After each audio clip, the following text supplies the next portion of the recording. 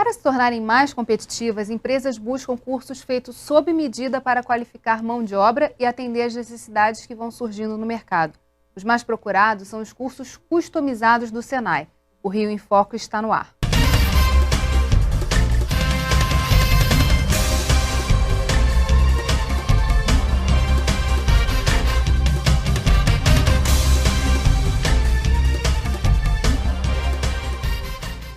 Para melhorar a capacidade de produção das empresas, o Senai está adaptando o conteúdo dos cursos de acordo com a demanda do cliente. E é sobre isso que eu converso hoje com Alan Fonseca, coordenador de projetos de educação profissional, e com Alexandre dos Reis, diretor de relações com o mercado, ambos do Sistema Firjan.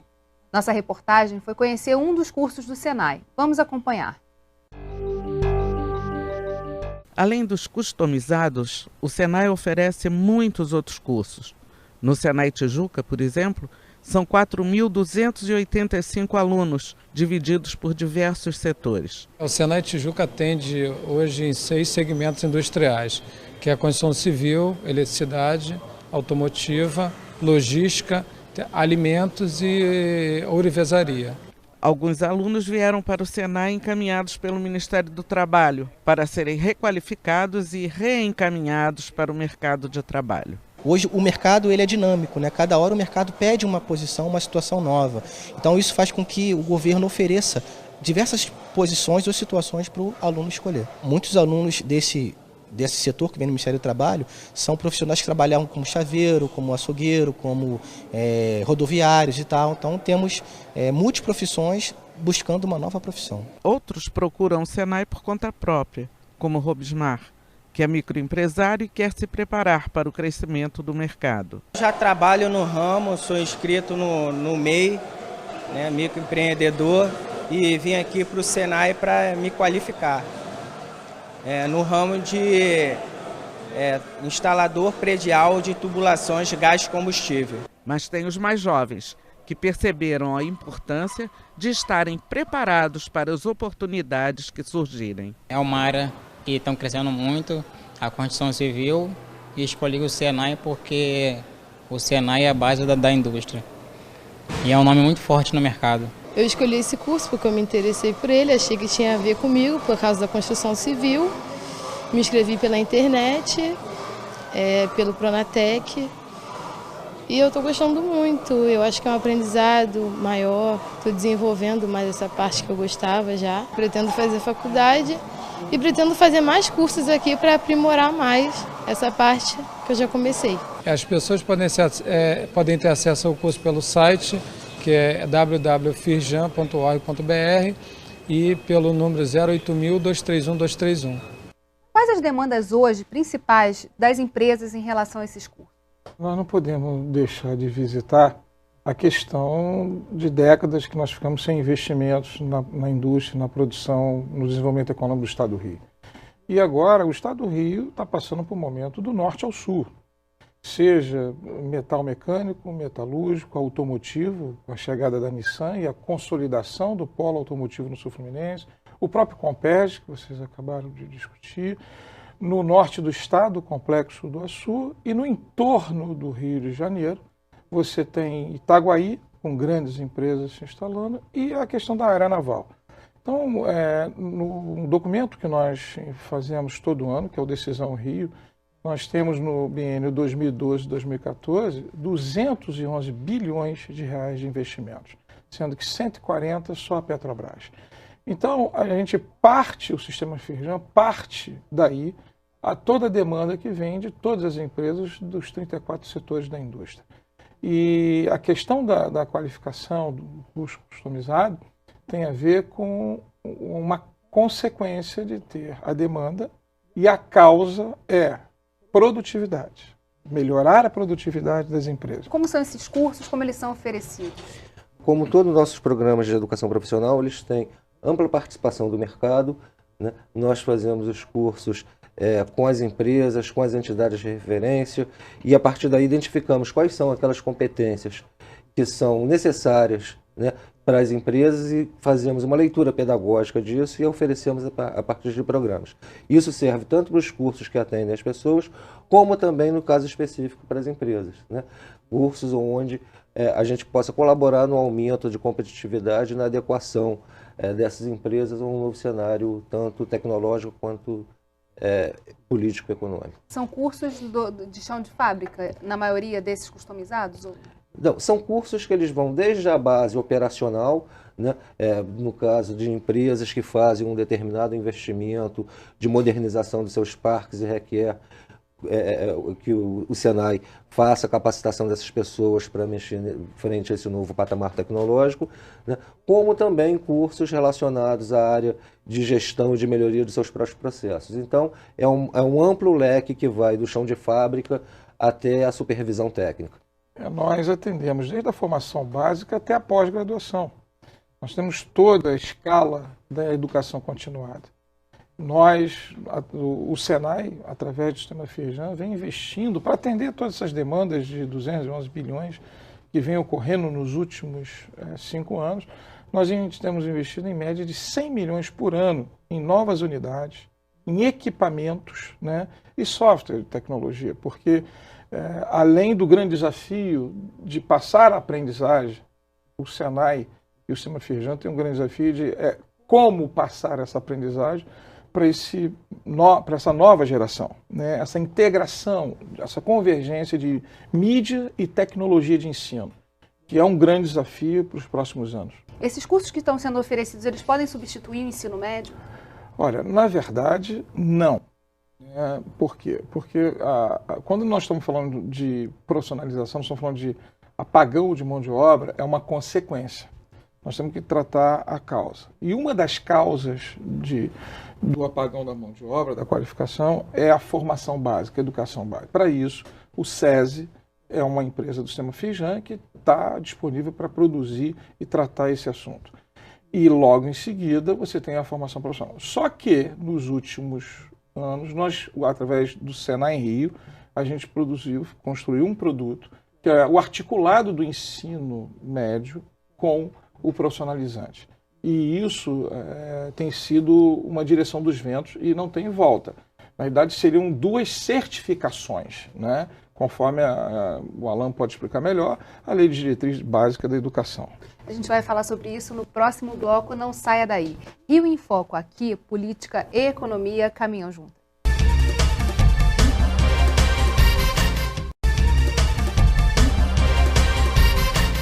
Nosso foco hoje é formação de mão de obra e eu converso com Alan Fonseca e Alexandre dos Reis.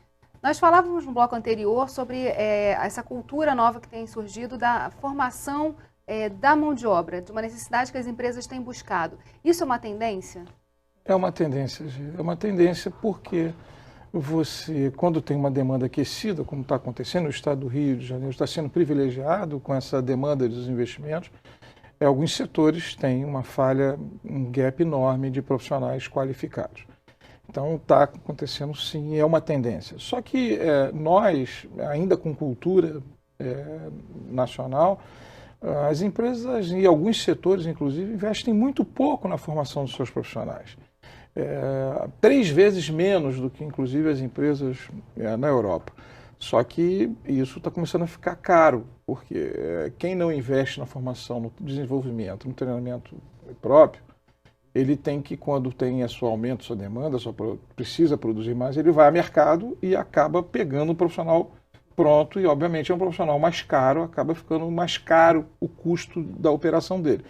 E eu acho que isso tende a tomar algum ponto final nessa história. Então, na verdade, você está falando que as empresas estão fazendo essa conta e estão vendo que investir em cursos customizados vale mais a pena formar o profissional dentro dela do que ficar esperando que esse profissional chegue de outro lugar, não é isso?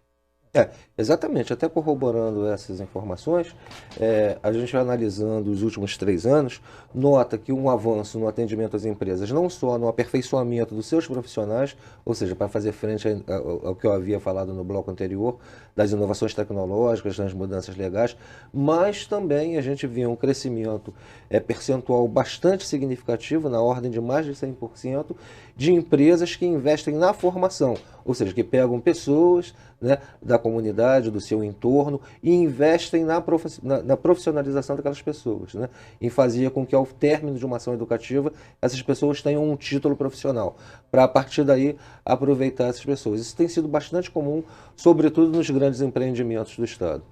E tem algumas áreas que são mais delicadas, né? Alguns setores mais delicados. A questão de metalurgia, principalmente algumas regiões, metal mecânico, siderurgia, tem sido grave, porque tem acontecido movimentos de investimentos grandes dentro do Estado do Rio de Janeiro. E eu acompanho o Estado inteiro, então eu sei o que as empresas estão passando. Por exemplo, a área de manutenção das empresas, de automação e manutenção das empresas. Não é com um curso de 1.400 horas do Senai que você entrega uma planta para um profissional fazer a tua gestão de manutenção. Quer dizer, e esses profissionais são profissionais que eles precisam ter um maturity de 8, 7 anos na função para ser sênior, para ter a competência. E isso o Senai faz isso muito bem, que é justamente a gestão por competência, é fazer uma trilha desse profissional ao longo de um tempo. E aí a empresa, se quer, quando quer investir e quer fazer acontecer, se preparando para uma questão estratégica de futuro, ele já tem esse estudo, esse documento que o Senai pode fazer, que é justamente o seguinte: ele está aqui e precisa chegar aqui em algum tempo. Então isso é um projeto estratégico e isso não tem volta. Eu digo a você, foi por 20 anos reitor de Harvard, o Derek Bock, e ele dizia uma coisa muito importante. Quem não conhece, né, quem acha que educação é custo, é despesa, formação, não conhece o preço da ignorância. E aí, nesse ponto é que é importante, né? Na verdade, você tem que formar um profissional que tem essa visão de que ele tem que estar sempre se atualizando. Ele não vai fazer um curso e vai acabar ali, né? Na verdade, tem que ter um trabalho próximo da empresa para saber quais são as demandas. Tem que ter também um trabalho junto com esses alunos para mostrar para eles que essa necessidade é permanente. Sem dúvida nenhuma. O contexto que se coloca com a sociedade do conhecimento é de um processo educacional, da educação como um processo contínuo, né? Isso para todos os níveis, né? Face a todos esses movimentos, modificações e tendências de manutenção de patamares competitivos por parte das empresas. Então, o processo da educação hoje ele é um processo continuado, tanto que o nosso modelo de concepção de educação ele prevê isso, a gente trabalha com a noção de itinerário, ou seja, a pessoa, né, o aluno como protagonista da sua própria trajetória profissional a partir dos cursos e programas que ele possa se interessar vir a fazer ao longo da vida. Como é que esse processo acontece na prática? Eu pergunto isso porque é uma crítica permanente de que os alunos que vêm com deficiências muito de base. Então, seria necessário também atuar acabando com essas deficiências para então ensinar o conteúdo do curso. Isso acontece com frequência? Sim, isso acontece com frequência, né? Nós temos, como o Alexandre mencionou, problemas em relação à educação básica, né, do patamar de escolaridade requerido, né, ou para competências mais complexas para fazer no que se refere à comunicação, ao uso da linguagem, ao raciocínio lógico, né? Então, para fazer frente a isso, nós temos duas grandes frentes. Uma, a integração dos programas de educação profissional com o de educação básica, visando o aumento da escolaridade. E outra, né, a educação profissional necessita dos conteúdos da educação básica, né? O aluno ele precisa saber fazer um cálculo, preencher um relatório, interpretar uma ordem de serviço. Então, como a gente desenvolve essas competências num contexto onde o aluno tem deficiências de língua portuguesa e de matemática? A gente usa a tecnologia educacional para isso. Uma contextualizando essa prática contextualizando esses conhecimentos junto com a prática, né? Ou seja, a partir do momento que ele pratica fazer uma determinada coisa num espaço, ele já aprende a calcular a área, noções de geometria, etc. Né? E o outro, utilizando os recursos tecnológicos, né? As novas mídias, as novas tecnologias, que é onde a gente tem investido muito fortemente. Nessa questão, Geisa, é fundamental dizer o seguinte: o Estado varia de geografia para geografia, varia de Estado para Estado, varia de programa para programa. Mas, por exemplo, O próprio PROMIMP, que é o programa federal, quando se iniciou, É do petróleo. de né? petróleo, que é através do Ministério de Minas e Energia, é uma dificuldade o edital, quando faz as provas e passa, as notas, não consegue depois acompanhar o curso. Agora nós estamos chegando a Nissan no Sul Fluminense. Nós fizemos um processo seletivo, 14 mil pessoas se inscreveram, fizeram a prova, para que possa se tirar 1.500 a 2.000 pessoas a serem treinadas, capacitadas. Com o ensino médio incompleto, porque se botar no edital o ensino médio completo, não aparece 14 mil pessoas. Não aparece. E é uma proporcionalidade de 9 para 1. É uma coisa absurda. E olha que o Sul Fluminense tem uma média escolaridade, de cultura muito interessante, muito interessante. Quando você foge isso para o grande centro e vai um pouco mais para o norte e noroeste, fizemos para o Grupo X, com os estaleiros, a LLX, fizemos um edital com 19 mil pessoas, para tirar 3.100. Isso porque baixamos a média e entramos com um programa, através do SESI, como o Alan falou, do aumento da escolaridade, para dar direito de interpretação. Fizemos uma pesquisa no Brasil inteiro, o Sistema Firjan fez. E a gente vai falar sobre essa pesquisa no próximo bloco. Não saia daí. Rio em Foco aqui, política e economia caminham juntos.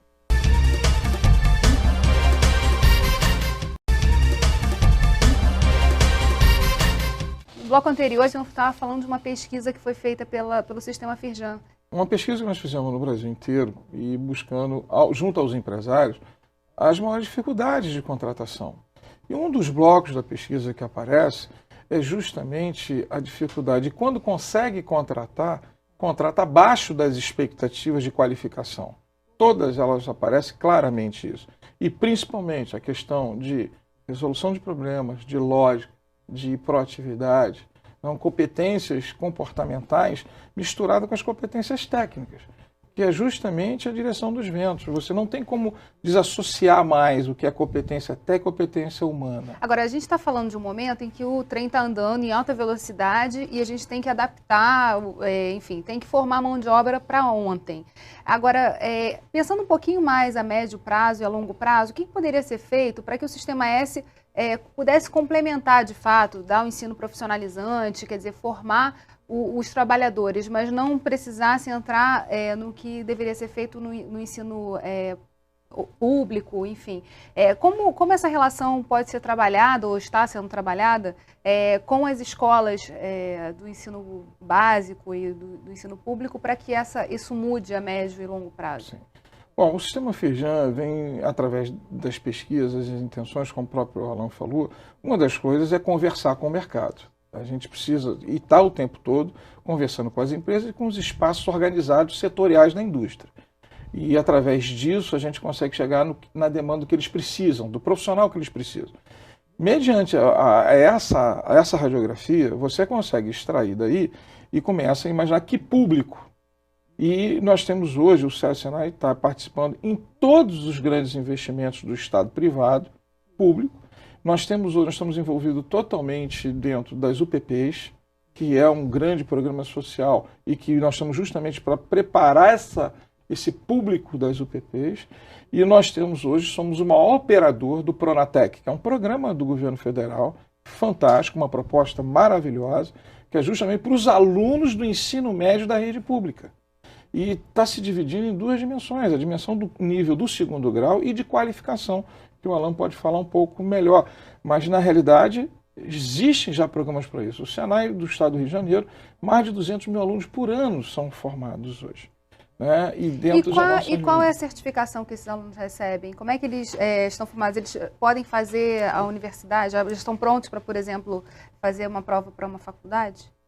Depois dessa formação? Bom, são duas vertentes de educação diferentes. Né? Nós temos, no que se refere à educação profissional, existe um nível desregulamentado onde o aluno recebe um certificado, que é o nível que é o que a gente chama de formação inicial e continuada. Tá? Nós atuamos também de um outro nível de educação, que são chamados cursos técnicos, que é um nível de habilitação, onde a pessoa, em programas que duram aproximadamente 1 ano e meio, fortalecem a base técnica e científica dentro de uma determinada área de conhecimento e recebem a chancela de técnicos. Né? Técnico em mecânica, técnico em edificações, técnico em petróleo. Né?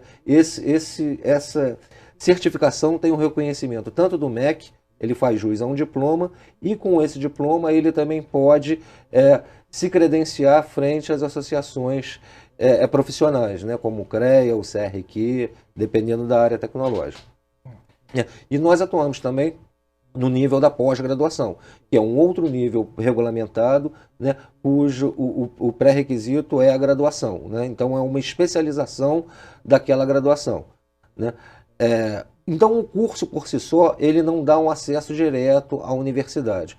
Porém, é importante notar, quando a gente fala em apagão de mão de obra, a gente fala em apagão de mão de obra na área técnica. Né? O Brasil tem uma vocação, né, histórica, né, à questão das ciências humanas. Né? Nós formamos muito e bem advogados, administradores, economistas, pedagogos, mas não temos a tradição técnica dos engenheiros, dos físicos, dos matemáticos, dos químicos. Né? Em geral, a gente nota até que na própria escola, na formação escolar das crianças, as crianças tendem muito mais para a área humana do que para a área exata. Né? A matemática sempre foi vista como o bicho-papão do processo de alfabetização. E essa questão do Senai e essa aproximação com alunos, sobretudo com alunos do ensino médio da rede pública, né, ela atende não só a questão da inserção no mercado de trabalho, como também o despertar de uma consciência em relação às atividades mais voltadas às ciências exatas, né, fazendo com que esses alunos eles possam vir a se interessar a estudar alguma engenharia ou alguma... O senhor está falando daquele projeto da matemática, né, junto com os alunos do ensino... É um complemento. É um complemento. Na realidade, o que acontece? A questão da formação profissional, da qualificação no nível técnico, é uma questão cultural no Brasil, muito forte. Na Europa, um profissional do nível técnico é extremamente valorizado, extremamente.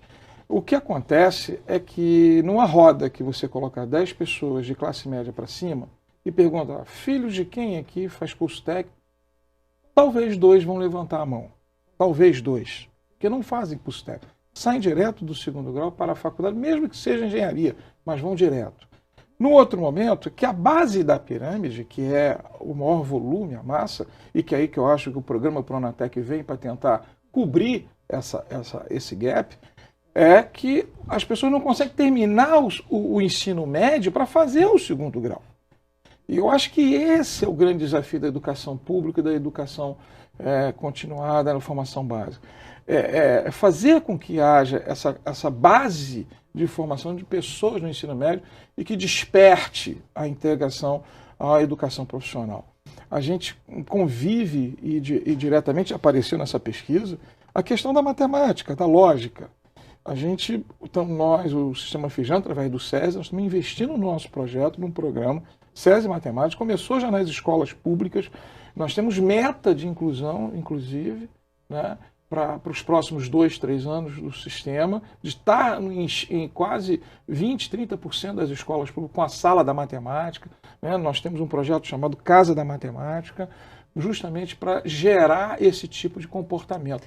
Nós precisamos mudar comportamento, cultura. Foi aquela pergunta que eu fiz lá no iniciozinho, né? Quer dizer, já é um pensamento de médio e longo prazo para poder formar uma base que possa absorver melhor esse conteúdo todo que está sendo demandado pelas empresas, né? Para a gente fechar, quer dizer, qual é o momento que a gente se encontra hoje? Os cursos sob demanda, os senhores falaram que são uma tendência. Que outras tendências a gente observa nessa relação de ensino, aprendizagem e relação com as empresas? Pelo olhar de mercado, Geis, eu vejo uma tendência da manutenção dos investimentos nas grandes e médias empresas. Pequenas e microempresas não investem na formação dos seus profissionais. Não adianta. Ainda tem que mudar essa cultura. As grandes empresas sim, as médias estão sofrendo esse ataque, né, porque os profissionais da grande não têm, estão baixando e vindo nas médias empresas, e aí há o investimento. Mas tem que ficar claro aqui na nossa amarração. Quando nós estamos falando de cursos customizados para as empresas, nós estamos falando empresas contratantes de curso de desenvolvimento e treinamento dos seus profissionais, nós estamos falando de aumentar a produtividade para melhorar a competitividade. O que eu acho que precisa cada vez mais desenvolver é que as pessoas físicas também, sendo empregadas ou não das empresas, dentro de um conhecimento da educação continuada, da formação profissional que ele deseja ser, que ele também faça investimento na sua formação. Então, nós estamos falando de melhora da empregabilidade. Mas a gente também é uma relação de mão dupla, na verdade. Porque Sim, se as empresas sim. valorizam, elas precisam até investir menos. Se elas valorizam que o empregado vá até receber essa educação, Eu acho que é mão e contramão. São dois modelos mentais que nós não temos mais como fugir. Das empresas investirem no desenvolvimento e na formação dos profissionais, e os profissionais que estão empregados ou não estão empregados, estão fazendo outras coisas, que investam em si, na sua empregabilidade. Aquele que não fizer isso vai ter problema no futuro. Bem, infelizmente, o nosso programa chegou ao fim. Obrigada, Alain. Obrigada, Alexandre. Obrigada a você que ficou com a gente até agora. O Rio em Foco é o programa do Fórum Permanente de Desenvolvimento Estratégico do Estado. Para acompanhar os nossos debates, acesse a nossa página na internet ou as nossas redes sociais. Você também pode assistir esse programa no site www.rioemfoco.rj.gov.br ou pelo www.tvalerj.tv. TV Alerj, o canal do povo fluminense. Até a próxima.